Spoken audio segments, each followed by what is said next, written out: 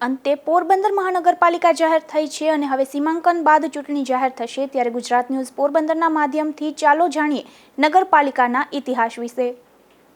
મહાત્મા ગાંધીજીની જન્મભૂમિ પોરબંદરની 93 વર્ષ જૂની પાલિકાને ગુજરાત વિધાનસભામાં ગત તારીખ 28/2/2024ના રોજ રાજ્યના નાણામંત્રી કનુભાઈ દેસાઈએ મહાનગરના દરજ્જાની જાહેરાત કરી હતી। ત્યારબાદ છેલ્લા ઘણા દિવસોથી સમગ્ર શહેરમાં એક ચર્ચા જોવા મળતી હતી કે 25 ડિસેમ્બરે સુશાસન દિવસે મુખ્યમંત્રી પોરબંદરને મહાનગરપાલિકા બનાવવા માટે નોટિફિકેશન જાહેર કરશે અને વર્તમાન પાલિકા પ્રમુખ સહિતના પાલિકાની સંપૂર્ણ બોડીનું વિસર્જન કરી પાલિકામાં વહીવટદાર આવી જશે અને ત્યારબાદ સીમાંકન સહિતની કામગીરી શરૂ કરવામાં આવશે। આવી ચર્ચાને લઈને અનેક લોકો તો ગેલમાં આવી ગયા હતા અને મહાનગરપાલિકાની ચૂંટણીની તૈયારીમાં પણ લાગી ગયા હતા અને ટિકિટ માટે પણ લોબિંગ શરૂ કરી દીધું હતું, પરંતુ તે દિવસે મુખ્યમંત્રીએ કોઈ જાહેરાત ન કરતા ચર્ચાઓનો અંત આવ્યો હતો। ત્યારબાદ 1 જાન્યુઆરી 2025ના રોજ મુખ્યમંત્રીની અધ્યક્ષતામાં મળેલી કેબિનેટની બેઠકમાં મહાનગરપાલિકાની રચનાના નિર્ણયને મંજૂરી મળી છે। રાજ્ય સરકારના પ્રવક્તા ઋષિકેશભાઈ પટેલે બુધવારે બપોરે 3 વાગ્યે આ અંગે સત્તાવાર જાહેરાત કરી છે અને આગામી દિવસોમાં નોટિફિકેશન બહાર પાડી IAS મૂકવાની પણ વાત જણાવી છે। ત્યારબાદ વોર્ડની રચના, નવા સીમાંકન સહિતની બાબતોની કાર્યવાહી બાદ અંદાજે 10 થી 12 માસ બાદ ચૂંટણી યોજાઈ શકે તેમ પણ તેઓએ જણાવ્યું હતું। ત્યારે પોરબંદર મહાનગરપાલિકાના કમિશનર તરીકે મોડી સાંજે પાટણના RAC H.J. પ્રજાપતિની નિમણૂક પણ કરાઈ છે, જેને પગલે શહેરીજનોમાં ખુશીની લાગણી જોવા મળે છે। ઉલ્લેખનીય છે કે પોરબંદર પાલિકા 12/4/1931થી અસ્તિત્વમાં આવી હતી અને પ્રથમ પ્રમુખ તરીકે મંચેરશા હિરજીભાઈ વાડિયાએ શાસન સંભાળ્યું હતું। તેઓ તારીખ 3/2/46 જેટલા દીર્ઘકાળ સુધી પ્રમુખ તરીકે રહ્યા હતા। ત્યારબાદ હાલમાં પ્રમુખ તરીકે ડોક્ટર ચેતનાબેન તિવારી છે, જ્યારે અત્યાર સુધીમાં અલગ અલગ સમયે 13 વખત તો પાલિકામાં વહીવટદારનું શાસન આવ્યું હતું। સરકારના નિયમ મુજબ 700ની વસ્તીએ એક સફાઈ કામદારની જરૂરિયાત રહેલી છે। હાલ પાલિકાની 3.5 લાખથી વધુની વસ્તી સામે 150થી વધુ જ કામદારો છે। આથી 2000ની વસ્તી સામે એક સફાઈ કામદાર થયો, પરંતુ હવે મહાનગરપાલિકા બનતા વિસ્તાર વધતા અને 700ની વસ્તી દીઠ એક સફાઈ કામદાર મૂકતા સફાઈ કામદારોની વધુ જરૂર પડશે અને સફાઈ કામદારોને રોજગાર પણ મળશે। મહાનગરપાલિકા બનવાથી વર્ગ 2ના ચીફ ઓફિસરના સ્થાને IAS અધિકારી આવશે।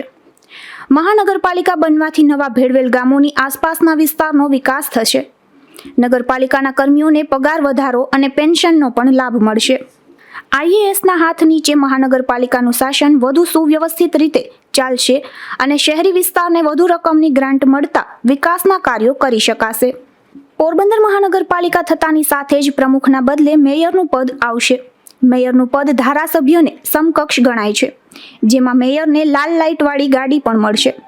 તો બીજી તરફ કોર્પોરેટરને પણ ભથ્થા મળતા હોવાથી મેયર અને કોર્પોરેટર બનવા હોડ 28 ફેબ્રુઆરીએ મહાનગરપાલિકા જાહેર થયા બાદ પોરબંદર છાયાનગરપાલિકાની બેઠકમાં સર્વાનુમતે ઠરાવ પસાર કરી પોરબંદરની આસપાસની ત્રિજ્યામાં આવતા 13 ગામોનો મહાનગરપાલિકામાં ભેળવવા સમાવેશ કરવામાં આવ્યો હતો। ત્યારબાદ એકાએક નિર્ણય ફેરવી અને માત્ર વનાણા, દિગ્વિજયગઢ, રતનપર અને ઝાવર ગ્રામ પંચાયતનો સમાવેશ કરવા નિર્ણય લેવાયો હતો અને એ મુજબ રાજ્ય સરકારને પણ દરખાસ્ત કરાઈ હતી।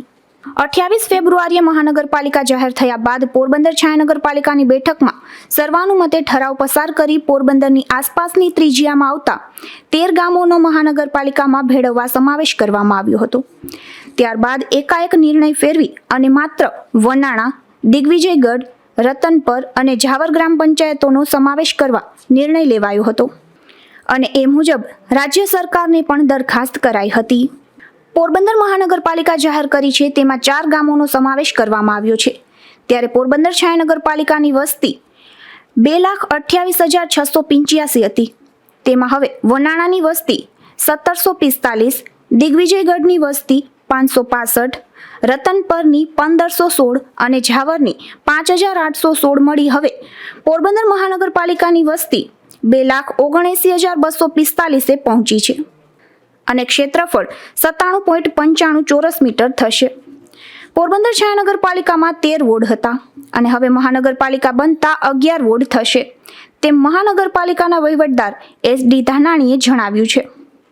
પોરબંદરમાં 4 ગામનો સમાવેશ કરવામાં આવતા હવે સીમમાં પણ વધારો થશે.